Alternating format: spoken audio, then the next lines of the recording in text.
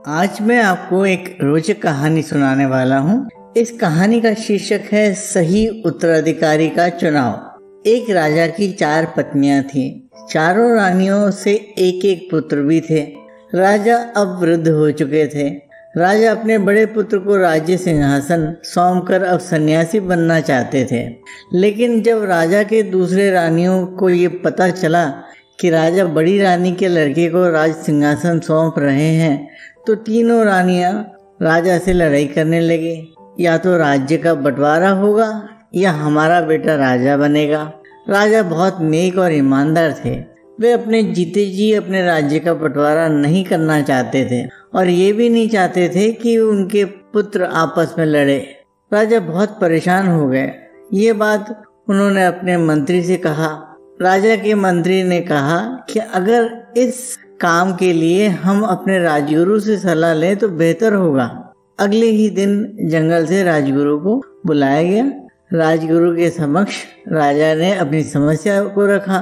राजगुरु ने कहा, राजन, बस इतनी सी छोटी सी बात आप परेशान हो गए।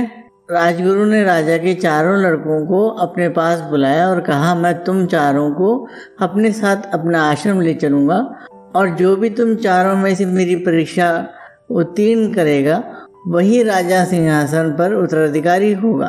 क्या तुम सबको ये बात मंजूर है? राजा के चारों पुत्रों ने हाँ में सहमति दिया।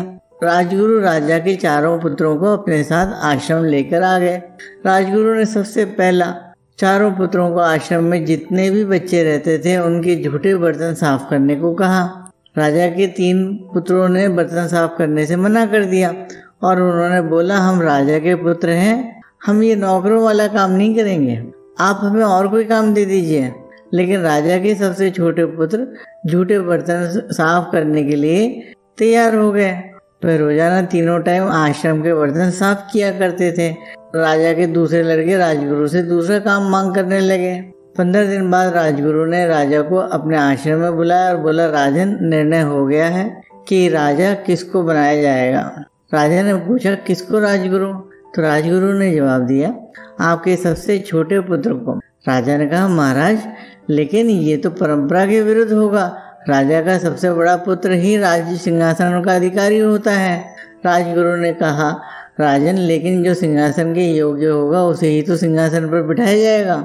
गुरु ने राजा से सारा वृत्तांत सुनाया और कहा, जो सेवा करना जानता है वही असली राजा हो सकता है और आपके छोटे बेटे में सेवा करने के गुण मौजूद हैं, इसलिए राजा तो आपका छोटा बेटा ही होना चाहिए।